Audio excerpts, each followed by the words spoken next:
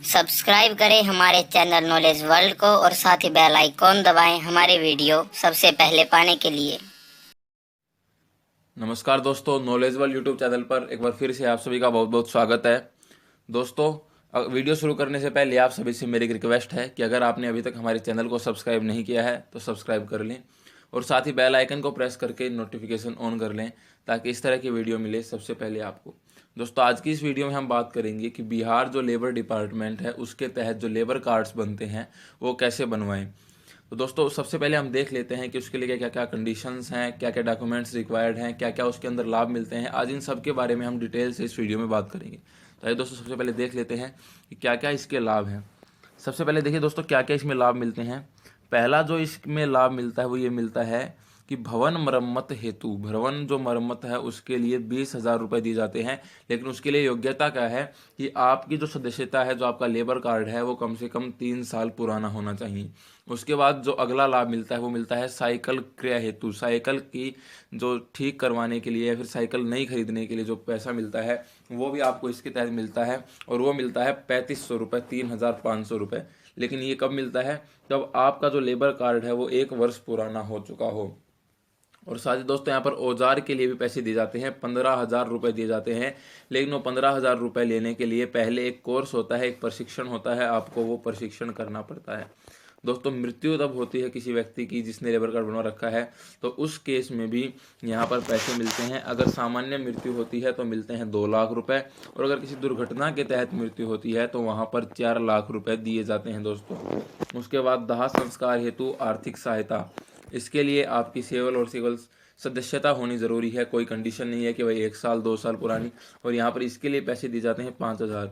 इसी तरह मातृत्व लाभ के लिए आपका जो सदस्यता है कार्ड की वो 1 वर्ष पुरानी होनी चाहिए, और इसके लिए आपको मिलता है प्रथम 2 प्रसवों तक प्रसव की स्थिति को राज्य सरकार द्वारा अकुशल कामगार हेतु निर्धारित न्यूनतम मजदूरी के 90 दिनों की मजदूरी, यानी कि दोस्तों बिना काम किए 90 दिनों की मजदूरी के समतुल्य राशि आपको दी जाएगी।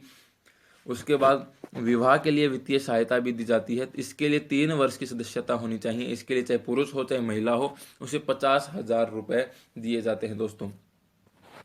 उसके बाद आता है परिवार पेंशन। परिवार पेंशन, अगर पेंशनधारी की मृत्यु हो जाएगी तो उस केस में पेंशन का 50% जो है वो परिवार किसी सदस्य को मिलेगा जिसका नाम आपने नॉमिनी में लिखवाया होगा।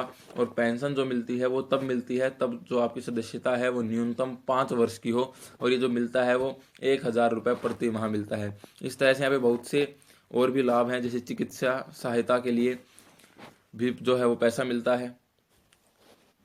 उसके अलावा शिक्षा के लिए वित्तीय सहायता मिलती है, लेकिन उसके लिए क्या होना चाहिए कि न्यूनतम जो है वो 1 वर्ष की सदस्यता आपकी होनी चाहिए। इसके लिए अगर आप IITI कर रहे हैं तो 5,000 रुपये मिलेंगे। अगर आप पॉलिटेक्निक या फिर नर्सिंग कर रहे हैं तो आपको 10,000 मिलेंगे। अगर आप ट्यूशन फीस, BTech इस तरह के काम कर रहे हैं और आपको ट्यूशन फीस के लिए पैसे चाहिए तो आपको 20,000 रुपये मिलेंगे। उसके बाद दोस्तों नगद पुरस्कार मिलता है। ये पुरस्कार कब मिलता है? तब आप 12वीं में कुछ परसेंटेज की यहाँ पर कंडीशन दी गई है, जैसे 12वीं में की परीक्षा में 80% या उससे अधिक, 70% से या 79.99 तथा 60% से 69% तक अंक प्राप्त करने पर क्रमशः 25,000, 15,000 एवं 10,000 रुपये मिलते हैं। उसके बाद पितृत्व लाभ मिलता है। पुरुष कामगार की 1 वर्ष की सदस्यता जिनकी पत्नी बोर्ड में निबंधित नहीं है उनको ये लाभ मिलता है, और पत्नी के प्रथम 2 प्रसवों तक 6,000 रुपये की जो राशि है वो दी जाती है। उसके बाद आइए दोस्तों देख लेते हैं कि लेबर कार्ड कौन कौन बनवा सकता है। निर्माण श्रमिक जो बोर्ड से आच्छादित है, यानी देखिए सबसे पहले भवन निर्माण एवं सड़क निर्माण कार्य में संलग्न अकुशल कोटि के कामगार हुए, बढ़ई, लोहार, पेंटर, बिजली का काम करने वाले इलेक्ट्रीशियन हुए, उसके बाद सेटरिंग का काम करने वाले हुए, गेट ग्रिल एवं बिल्डिंग का कार्य करने वाले, जितने भी लेबर के जो कार्य होते हैं, जितने भी छोटे मोटे जो कार्य होते हैं, सड़क पुल बांधना, इस तरह के जितने भी कार्य हैं उन कार्यों को करने वाले को ये मिलती है। उसके बाद जो इसमें उम्र की योग्यता है, जो एज की जो कंडीशन है वो है कि 18 से 60 वर्ष के बीच की आपकी उम्र होनी चाहिए। उसके बाद दोस्तों यहाँ पर बताया गया है निबंधन शुल्क एवं अंशदान। निबंधन शुल्क यानी कि जो रजिस्ट्रेशन के समय आपसे पैसा लिया जाएगा, रजिस्ट्रेशन के समय आपसे 20 रुपये लिए जाएंगे, और उसके बाद अंशदान होता है, यानी हर महीने 50 पैसे का अंशदान होता है। और इस तरह अगर 5 वर्षों के लिए देंगे तो ₹30 लगेंगे। ठीक है दोस्तों, तो निबंधन हेतु आवश्यक कागजात। अब इसके बनवाने के लिए क्या क्या कागजात, क्या क्या डॉक्यूमेंट्स की रिक्वायरमेंट है। तो सबसे पहला जो रिक्वायरमेंट है वो है आधार कार्ड। जो दूसरी रिक्वायरमेंट है वो बैंक पासबुक की छाया प्रति यानी बैंक पासबुक की फोटोकॉपी। उसके बाद उम्र प्रमाण पत्र, डेट ऑफ बर्थ की सर्टिफिकेट। उसके बाद नियोजकों द्वारा 90 दिन का, यानी कि आपने जहां भी कार्य किया वहां तक कार्य करने के 90 दिन का आपका प्रमाण पत्र होना चाहिए कि भाई आपने 90 दिन का तक वहाँ कार्य किया है। यानी कि दोस्तों यहाँ पर कंडीशन ये भी है कि आपने जो काम किया वो कम से कम 90 दिन का तो होना ही चाहिए। उसके बाद आपकी 2 रंगीन पासपोर्ट साइज फ़ोटो होनी चाहिए। पहली जो फ़ोटो है वो आपकी फॉर्म पर लगेगी और दूसरी आपको ऑफिस में ले जानी होगी। उसके बाद अगर आपको ऑनलाइन आवेदन करना है, देखिए दोस्तों यहाँ पर आवेदन 2 तरह से होते हैं। पहला आवेदन तो होता है ऑफलाइन और दूसरा जो आवेदन होता है वो होता है ऑनलाइन। तो मैं आपको यहाँ आज की इस वीडियो में बताऊँगा कि दोनों ही आवेदन किस तरह करने हैं। उसके बाद देखिए दोस्तों यहाँ पर मैं बता दूं, अगर आपको किसी भी तरह की कोई दिक्कत आ रही है, आपको कोई जानकारी चाहिए, तो आप यहाँ पर हर डिस्ट्रिक्ट के जो ऑफिसर्स हैं उनके यहाँ पर मोबाइल नंबर दिए गए हैं। देखिए बेतिया, मुजफ्फरपुर, हर डिस्ट्रिक्ट के यहाँ पर जितने भी ऑफिसर्स हैं उनके नंबर यहाँ पर दिए गए हैं। आप कॉल कर करके जानकारी ले सकते हैं। उसके बाद दोस्तों आइए देख लेते हैं कि ऑफलाइन फॉर्म कैसे फिल करना है। देखिए ये है ऑफलाइन फॉर्म दोस्तों, ये आपको या तो ऑफिशियल वेबसाइट पर मिल जाएगा या फिर मैं आपको इसका लिंक डिस्क्रिप्शन में दे दूंगा। तो इसमें सबसे ऊपर लिखा गया है बिहार भवन एवं अन्य संनिर्माण कर्मकार कल्याण बोर्ड। इसमें सबसे पहले यहाँ पर लिखा गया है कि 18 से 60 वर्ष तक के निर्माण श्रमिकों के लिए वैध, यानी कि कंडीशन क्या है कि उम्र जो है वो 18 से 60 साल ही होनी चाहिए। उसके बाद लिखा गया है नवीनतम फोटो, यहाँ पर आपको अपनी फ़ोटो लगानी होगी। और फोटो लगाने के वक्त बता दूं, यहाँ पर आपको अपनी कलर फोटो लगानी है, रंगीन फोटो लगानी है। और साथ में जो फोटो यहाँ पर लगाई है ठीक उसी ही तरह की एक फोटो आपको ऑफिस में जाते समय साथ ले जानी है। अब दोस्तों सवाल ये उठता है कि इस फॉर्म को फिल कहाँ पर, इसको भरने के बाद जमा कहाँ पर करवाना है। तो इसको जमा करवाना है आपको ब्लॉक या आपके डिस्ट्रिक्ट में जो भी श्रम विभाग का ऑफिस है वहाँ पर जाकर के आपको इसे जमा करवाना है। उसके बाद सबसे पहले आपको इसमें भर देना है अप्लीकेंट नेम। उसके बाद जिस भी जिले के आप निवासी हैं, उसके बाद आपका एरिया, आप शहरी है या फिर आप ग्रामीण है, वो आपको भर देना है। टिक लगा देना है इस टिक बॉक्स के अंदर। उसके बाद आप कौन से ब्लॉक या प्रखंड से हैं, उसके बाद आपकी पंचायत कौन सी है। उसके बाद यहाँ पर आपको अपना पूरा परमानेंट एड्रेस भर देना है कि भाई कौन से गांव से हैं, आपका पोस्ट ऑफिस क्या है, थाना क्या है, प्रखंड क्या है, जिला क्या है, आपका पिन कोड क्या है। उसके बाद आपको प्रेजेंट एड्रेस भर देना है। उसके बाद आपको फादर्स और हस्बैंड नेम, अगर आप महिला हैं तो आपको अपने हस्बैंड का नेम भरना है, अगर आप पुरुष हैं तो आपको अपने फादर का नेम भरना है। उसके बाद आपको डेट ऑफ बर्थ भर देनी है और उसके बाद आपको अपने आधार नंबर यहाँ पर भर देने हैं। आधार नंबर के कॉलम में आपको 12 ही खाने मिलेंगे, आपको 12 के 12 खाने फिल कर देने हैं। उसके बाद आधार नंबर के नीचे देखिए दोस्तों यहाँ पर एक नोट कर करके दिया गया है, आधार छाया प्रति संलग्न करें, यानी कि आपको यहाँ पर आधार की जो फोटोकॉपी है वो साथ में लगानी है। जैसा कि मैंने आपको अभी पहले बताया था कि क्या क्या डॉक्यूमेंट्स रिक्वायर्ड हैं, वो सभी डॉक्यूमेंट्स आपको लेके जाने हैं और यहाँ पर इन्होंने अलग से भी बता दिया है। उसके बाद अगला जो है कि एजुकेशनल क्वालिफिकेशन क्या क्या है, तो यहाँ पर दे दिया है मैट्रिक उत्तीर्ण, यानी कि आपने मैट्रिक कर रखी है। मैट्रिक अनुत्तीर्ण, यानी कि आपने मैट्रिक में बैठे तो जरूर लेकिन आप मैट्रिक क्लियर नहीं कर पाए। साक्षर, यानी कि आप पढ़े लिखे हैं। उसके बाद आगे इन्होंने पूछा है कास्ट कैटेगरी की, भाई आप जनरल कैटेगरी से हैं, बीसी कैटेगरी से हैं, ईबीसी कैटेगरी से हैं, एससी कैटेगरी से हैं, एसटी कैटेगरी से हैं। जिस भी आप कैटेगरी से हैं उस कैटेगरी के सामने जो टिक बॉक्स दिया हुआ है उस टिक बॉक्स में आपको टिक लगा देना है। उसके बाद आपको अपना मोबाइल नंबर भरना है, जो भी आपका चालू मोबाइल नंबर है वो मोबाइल नंबर यहाँ पर डाल देना है। उसके बाद यहाँ पर आपको अपना जेंडर फिल कर देना है। उसके बाद मैरिटल स्टेटस जो है वो आपको फिल कर देना है। उसके बाद एक कर्मचारी राज्य बीमा संख्या होती है वो भरनी है, लेकिन दोस्तों यहाँ पर ज़रूरी नहीं है। अगर किसी के पास वो कर्मचारी राज्य बीमा संख्या ESI नंबर नहीं है तो आप रहने भी दे सकते हैं, क्योंकि एक ऑप्शनल कॉलम है, यहाँ पर लिखा भी हुआ है यदि हो तो। उसके बाद उन नियोजकों का नाम एवं पता जिनके लिए पिछले 12 महीने में कार्य किया गया हो, यानी यहाँ पर आपको उनकी डिटेल देनी है जिनके लिए आपने पिछले 12 महीने में काम किया है। तो सबसे पहले यहाँ पर आपको कॉन्ट्रैक्टर का लाइसेंस नंबर भर देना है। उसके बाद नियोजक का जो नाम एवं पता, यानी कि जिसके अंडर आपने काम किया, जिसने आपको काम दिलवाया, उसका नाम क्या है और उसका पता क्या है। उसके बाद आपने जहाँ पर काम किया वो काम, उसके बाद किस तरह का काम किया वो लिखना है। उसके बाद कार्य कितने दिनों तक किया, यानी कि भाई 2019 से लेकर 2020 तक, 12 मार्च से लेकर 12 अप्रैल तक, इस तरह जितना भी दिन आपने काम किया वो यहाँ पर लिख देना है।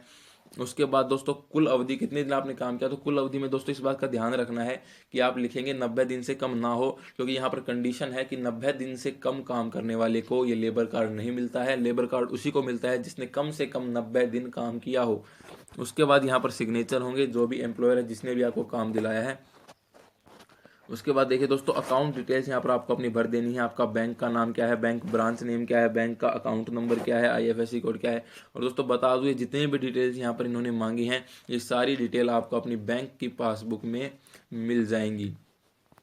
उसके बाद आगे इन्होंने मांगा है by name and designated of the officer person with whom registration fees and 5-year computer is deposited।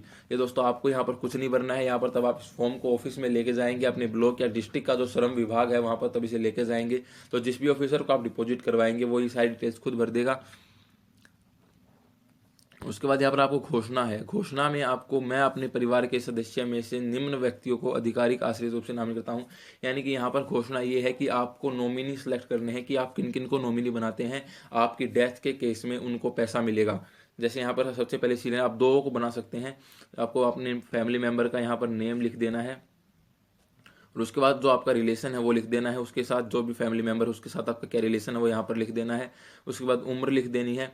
उसके बाद यहाँ पर लिख देना है कि उन सदस्यों का नाम के आगे चिन्हित करें जिनको आप नामांकित करना चाहते हैं, जिनको आप नॉमिनी बनाना चाहते हैं। उसके बाद यहाँ पर कि भाई आपने कितनी अमाउंट, तो यहाँ पर आपको 100% ही भरना है, क्योंकि अगर आपकी डेथ के केस में आपके जो पैसे हैं वो आपको 100% जो पैसे हैं वो नॉमिनी को मिल जाएंगे। अगर आप 50% यहाँ पर भरेंगे तो आपके जो पैसे हैं उसका 50% ही मिलेगा। उसके बाद यहाँ पर डेट भरनी है। उसके बाद प्लेस और आपको सिग्नेचर कर देने हैं। उसके बाद ये पंजनीय आदेश जो है ये आपको भरने की ज़रूरत नहीं है। ये जिस भी ऑफिस में हम जाएंगे उस ऑफिस में जिस भी ऑफिसर को आप जमा करवाएंगे वो ऑफिसर इनको खुद भरेगा। उसके बाद प्राप्ति रसीद, आप तब ऑफिस में जाएंगे तो वहाँ पर आपको ये जो प्राप्ति रसीद है ये दी जाएगी और इस प्राप्ति रसीद में आपको अपने रजिस्ट्रेशन नंबर, पंजीकरण नंबर मिल जाएंगे। और दोस्तों इसको आपको संभाल के रखना है। उसके बाद आपको साथ में एक सब घोषणा पत्र भी लगाना है। मैं ब्लैंक, यहाँ पर आपको अपना नाम लिख देना है। उसके बाद अगर आप पुरुष हैं तो आपको अपने पिता का नाम, अगर महिला है तो आपको अपने पति का नाम लिख देना है। उसके बाद आप जिस भी गांव से उस गांव का नाम यहाँ पर लिखना है।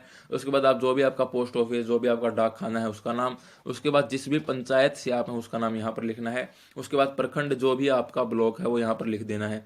उसके बाद जो भी आपका थाना है और जिला, और ये सब लिखने के बाद आपको क्या करना है, एक बार फिर से डिटेल्स बतानी है कि आपने किस किस नियोजक यानी किस किस के नीचे आपने काम किया, कहाँ पर आपने काम किया, किस तरह का काम किया और कितने दिन आपने काम किया। ये सारी डिटेल्स एक बार फिर से आपको भर देनी है। उसके बाद यहाँ पर आपको अपना हस्ताक्षर करना है, साइन करने हैं और तारीख भर देनी है।